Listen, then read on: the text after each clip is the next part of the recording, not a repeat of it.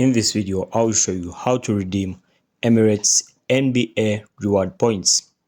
So as you can see, I'm on the official website of Emirates NBA.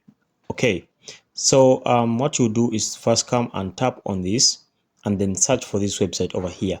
It's emiratesnbn.com /English/help and support redeeming points plus. Okay, so the full guide to this one over here is down over here. I just need to scroll down a bit and I'll take you through it.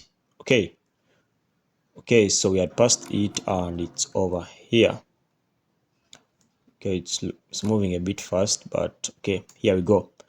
First step is log into mobile banking. Second step is on your home screen, tap and select your card, and under the card image, tap on plus points available.